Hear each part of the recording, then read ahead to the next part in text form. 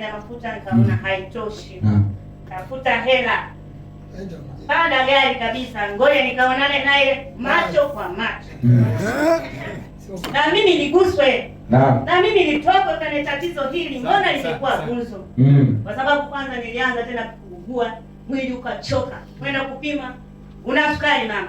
Kaanza kutumikia dawa. Kila siku na meza dawa. Kila siku na meza dawa. Lakini unafuu hakuna. Kwenda kwa Mamposa, biashara ikagunda. Nikarudi. Nikaambia wewe endelea kujiungamanisha tu, kuna redio yake wao wanafungulia. Kila siku saa 3. Unaweka maji na mafuta. Weka maji na mafuta, unanyunyiza nje, ndani, wapi, kote kona zote za nyumba, unaoga mwenyewe, unakunywa mafuta. Lakini hali ndio ikazidi kuwa mbaya sasa, na dalili mbaya za mapepo ndio zikaanza kuonyesha. Niliumia sana kwa sababu kila nilipokuwa napandisha mapepo nilikuwa sijielewi. Lakini nikitoka kwenye mapepo watu wananihadisia. Nilikuwa naunguruma kama simba. Nilikuwa na sota kama nyoka, yani kuanzia hapa mpaka kule. Nikianza siku hiyo ni tumbo linajaa mtu mwenye mimba ya miezi 9 anayetaka kujifungua. Na nahangaika kabisa, nimejiweka tayari kujifungua. Hiyo hali ilizidi, lakini baadaye Mungu ni mwema. Siku bado nahangaika, watu wakawa naona kama video tu, yani wanikianza kuhangaika hapo, watu wanakujikusanya watoto. Siku moja mwanangu akasema nilikuwa ni usiku saa 6 sasa. Hayatoki, ni kelele zinapigwa kweli kweli. Akaenda kumuita mtumishi. Naomba uje unisaidie. Yaani mke wangu sasa imezidi. Kweli nasikia akaja, akapiga ngome pale. Tulia. Nilipotulia kesho yake wakaanza kunihadisia. Jinsi ilivyokuwa mwanzo hadi mwisho. Nikakaa. Siku 2 ya 3 tena ikaamka. Nikateseka tena naye akaja tena kabisa. Nikamwambia sasa hivi nasubiri nini?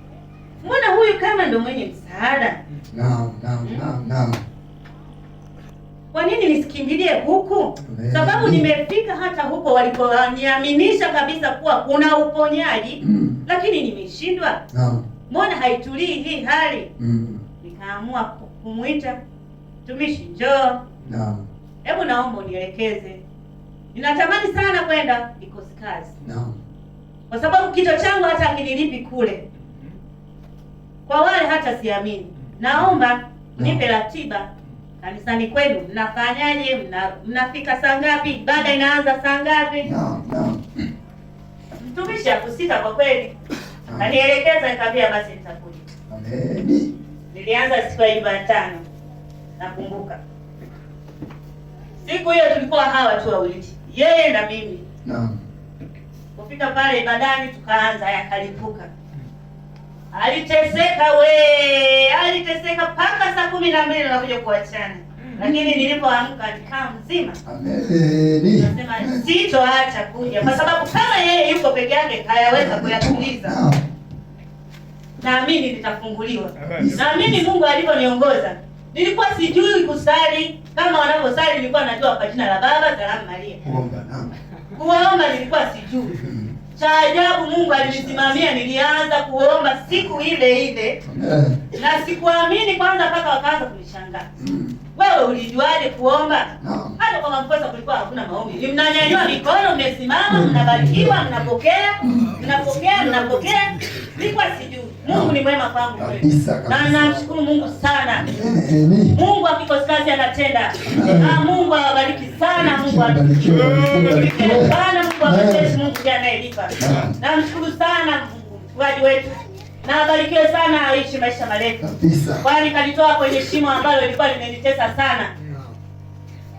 Ndugu zangu hawakukataa kwa sababu waliona wameshatoka kwenye ile dhiki. Ilikuwa hawakai hata wiki moja. Wakataa tena. Ilikuwa ni kila siku wakisikia kelele, haya kimewaka huko.